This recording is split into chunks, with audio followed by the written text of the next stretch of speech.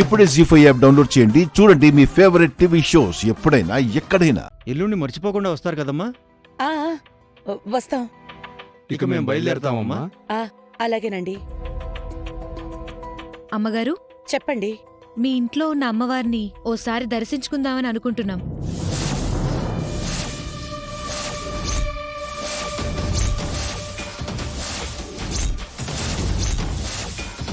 అమ్మవారిని చూసి మొక్కుకుంటామమ్మా. మా మనసుకి కాస్త ప్రశాంతంగా ఉంటుంది. ఆ అమ్మవారు ఎక్కడుందని మీరు మొక్కోడానికి పోయిందిగా.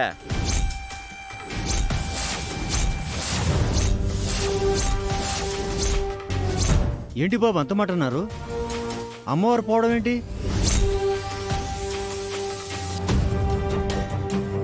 మీ కులదైవం, మా ఆరాధ్య దైవం మీ ఇంట్లో ఉండకుండా ఎక్కడికి పోతుందమ్మా?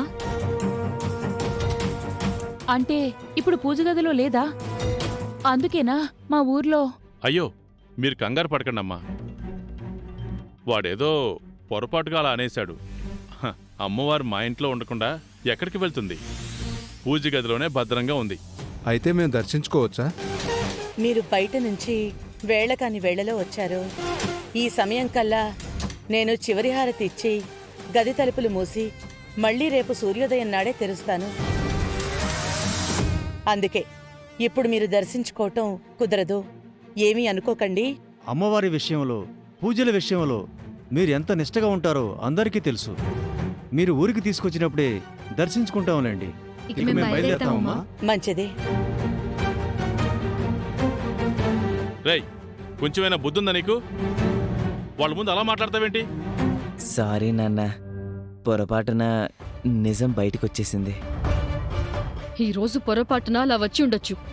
రేపు ఆ ఊరికి వెళ్ళినప్పుడైతే విగ్రహం గురించి అడుగుతారు కదా, అప్పుడేం సమాధానం చెప్తారు?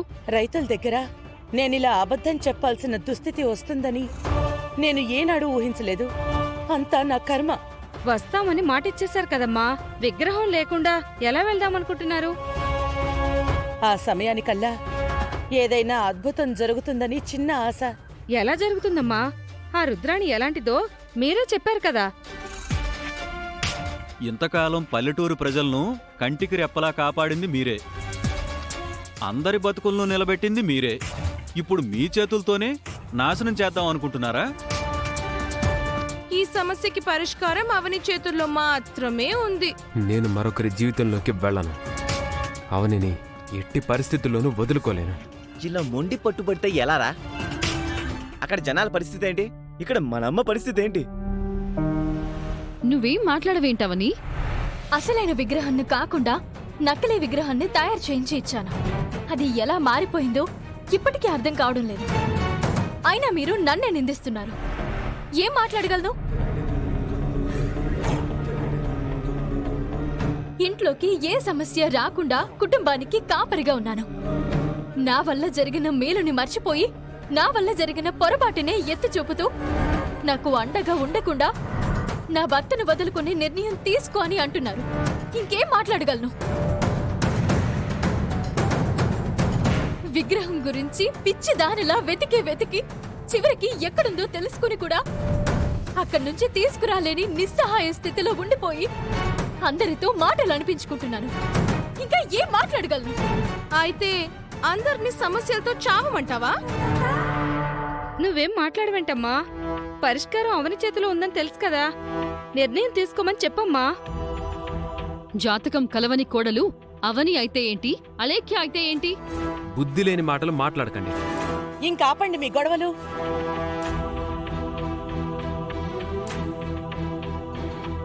మీ వల్ల నాకు పిచ్చెక్కేలా ఉంది.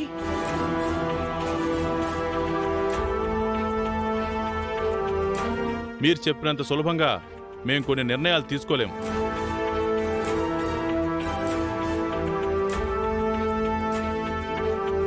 అవని, ఎంతమంది ఎన్ని మాటలన్నా నువ్వు స్ట్రాంగ్గా ఉండు. ఎలాంటి తొందరపాటు నిర్ణయాలు తీసుకోవద్దు. నువ్వు నీ భార్యకి ఎంత ధైర్యం చెప్పినా సరే నీ జీవితం నుంచి అవని తప్పుకోవాల్సిన పరిస్థితి కనపడుతుంది శ్రీకర్. అది నా ప్రాణం ఉండగా జరగదు. చూద్దాం.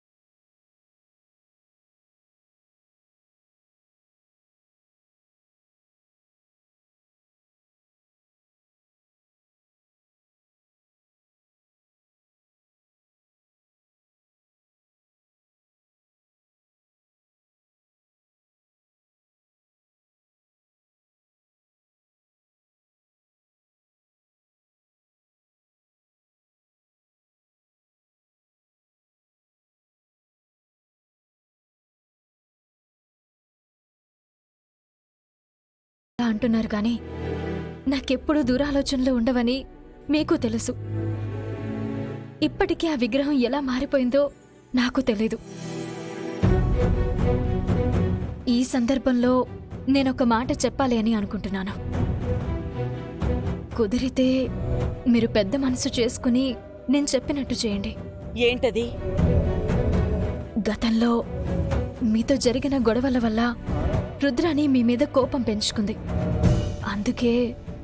అందుకే మీరొకసారి సిరిపురం వెళ్ళి రుద్రానితో మాట్లాడితే ఆమె మనస్సు మారచ్చేమో. నేను వెళ్ళి మాట్లాడిన దానికి మీరు వెళ్ళి మాట్లాడేదానికి చాలా తేడా ఉంటుంది కదా, అందుకే చెప్తున్నాను. అవునమ్మా, అవని చెప్పినట్టు చేయండి. అవని మన ఇంట్లో ఎన్నో సమస్యలకి పరిష్కారం చూపించింది. విగ్రహం విషయం మాత్రం క్లిష్టమైన సమస్య అయిపోయింది.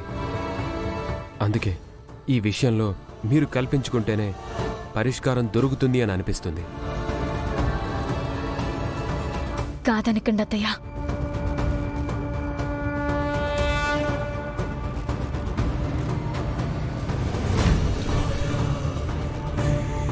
సరే, రేపే వెళ్ళి రుద్రాణిని కలుస్తాం. మా ప్రయత్నం మేము చేస్తాం. ఏం జరుగుతుందో చూద్దాం.